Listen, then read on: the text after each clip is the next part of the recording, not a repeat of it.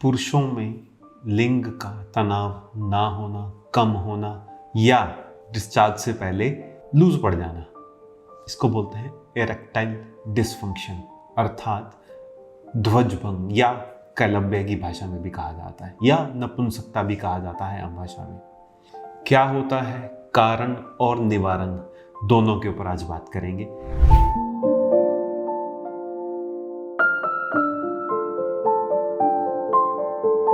नमस्कार दोस्तों, मैं डॉक्टर तरुण भारती, सेक्सोलॉजिस्ट। आज आपको इस विषय में डिटेल में बताऊंगा और इसका निवारण कैसे किया जाता है उसके बारे में चर्चा करेंगे। सबसे पहली बात, ये होता क्यों है। इरेक्टाइल डिसफंक्शन को समझने के लिए सबसे पहली चीज जो हमें चाहिए वो ये है लिंग की संरचना और उसकी कार्यशैली को समझना। लिंग लिंग से क्या मतलब समझते हैं। लिंग एक खाली पाउच, एक खाली थैली की तरह होता है। 3 हॉलो सिलेंडर्स, 3 खाली सिलेंडर पैरेलली लिंग के अंदर चलते हैं। 2 ऊपर की तरफ जिसको कार्पोरा कैवर्नोसा बोलते हैं, एक नीचे की तरफ जिसको कॉर्पस स्पॉन्जियोसम बोलते हैं, जो आगे बढ़ के आगे लिंग का जो टॉप वाला हिस्सा होता है जिसको ग्लांस पेनिस कहा जाता है वहां तक एक्सटेंड होता है। उसी में से नीचे पेशाब का रास्ता निकलता है जिसको यूरेथ्रा कहा जाता है। ये ना खाली स्पॉन्जी टिश्यू है, जैसा खाली थैली होती है, और इसके अंदर बहुत सारे ब्लड वेसल, बहुत सारी ब्लड सप्लाई और नर्व सप्लाई होती है, डेंटल नर्व वगैरह की सप्लाई होती है इसके अंदर। तो बेसिकली होता क्या है, वैसे हर इंडिविजुअल का साइज डिफरेंट होता है। लिंग जब तनाव में नहीं है, तनाव में आने के बाद 1.5 से 2 गुना इसका साइज एवरेज बढ़ जाता है। लिंग जब तनाव में नहीं होता और तनाव में आने के लिए इसके अंदर बेसिकली इसकी कार्यशैली क्या है, होता क्या है, जो इसके अंदर ब्लड सप्लाई आ रहा है जब भी हम लोग सेक्स के लिए देखते हैं, सोचते हैं, या सेक्स के लिए हम लोग जाते हैं या लिंग के शुरू वाले हिस्से के साथ छेड़छाड़ की जाती है, तो नसों के थ्रू हमारी स्पाइन में एक मैसेज आता है, स्पाइन से हमारे ब्रेन में जाता है, ब्रेन एक वापस मैसेज भेजता है जिसकी वजह से लिंग के अंदर एक केमिकल नाइट्रिक ऑक्साइड रिलीज होता है और ये जो नसें हैं जो ब्लड लेके आ रही हैं ये फैल जाती हैं। नसें फैलने से क्या होगा, जो ब्लड है बड़ी तेजी से रश होता है। ये खाली थैली है, इसमें खून भर जाता है। खून भरने की वजह से जो इसका एग्जिट है, वेन्स जो इसमें से खून बाहर लेके जा रही हैं वो ब्लॉक हो जाती हैं। तो जो ब्लड आया है वो ट्रैप हो गया, वो फंस गया इसमें, जिसकी वजह से तनाव हुआ। ऐसा समझो जैसा आपने गुब्बारा खाली गुब्बारा है, आपने पूरे जो उसमें हवा भरी, हवा भरने के बाद उसको टाइटली लॉक कर दिया, बांध दिया, तो वो फूल गया। इसी तरह लिंग में तनाव जो आता है वो इसमें प्रेशर ऑफ ब्लड की वजह से आता है। ये तो हुई बेसिक चीज। तो फिर इरेक्टाइल डिसफंक्शन क्यों होता है? बहुत सारे कारण हैं, फिजिकल, इमोशनल। फिजिकल कारणों में जैसा हाइपरटेंशन है, BP, sugar, heart, kidney diseases, cholesterol, atherosclerosis जो आपकी नसों की ब्लॉकेज हो जाना।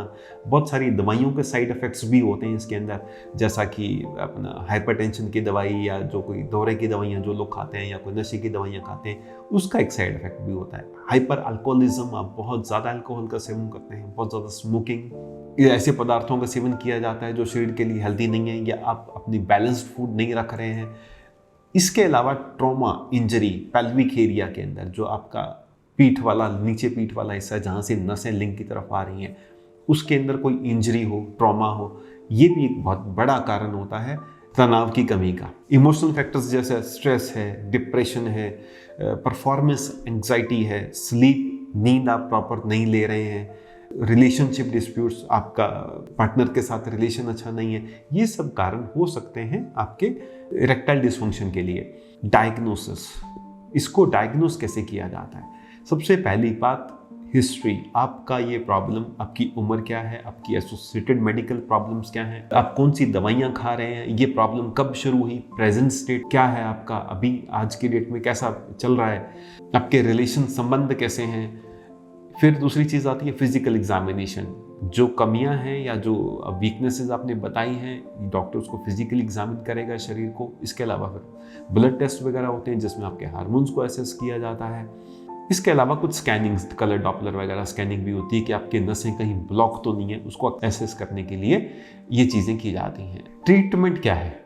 That's a $1 million question. इसका इलाज क्या है?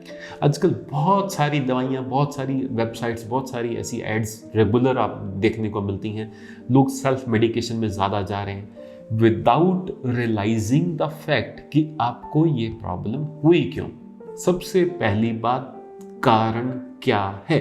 क्या ये उम्र है? क्या ये इनएक्सपीरियंस है? क्या ये एथेरोस्क्लेरोसिस है? क्या ये किसी मेडिसिन का साइड इफेक्ट है? जैसा आजकल एक मिनॉक्सिडिल करके एक वो दवाई हेयर ग्रोथ के लिए बहुत सारे लोग यूज़ करते हैं सोल्यूशन। मिनॉक्सिडिल का एक बहुत बड़ा साइड इफेक्ट होता है इरेक्टाइल डिसफंक्शन, तनाव की कमी। तो ये आप अपने डॉक्टर से बात करें कि क्या किसी मेडिसिन की साइड इफेक्ट की वजह से तो नहीं हो रहा है, या अगर ये प्रॉब्लम आपको बनी हुई है काफ़ी सालों से और ये बढ़ती चली जा रही है, तो इसका क्योर संभव है। आप सिर्फ सेल्फ मेडिकेशन ना करें, आप कोई भी ऐसी दवाई या ऐसी कोई भी चीज़ ना खाएं जिसकी वजह से आपको फर्दर डैमेजेस हों।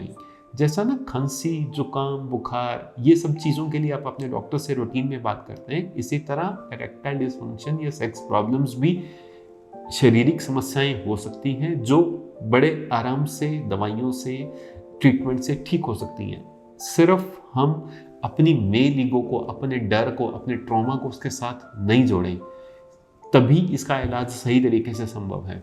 अगर आप ऐसी किसी भी समस्या से पीड़ित हैं दोस्तों, इरेक्टाइल डिसफंक्शन, तनाव की कमी होना या सेक्स करते समय तनाव का चले जाना डिस्चार्ज से पहले, तो आप हमारे नंबरों के ऊपर संपर्क कर सकते हैं। आप हमें व्हाट्सएप कर सकते हैं, आप हमें मैसेज कर सकते हैं, मेल कर सकते हैं। हमारे क्वालिफाइड डॉक्टर्स आपकी प्रॉब्लम को एसेस करके, आपसे बात करके आपको सही गाइडेंस और सही मेडिकेशन देंगे, जिससे कि आपका रोग जड़ से खत्म हो जाएगा और आप इस समस्या से निजात पा सकते हैं। Thank you.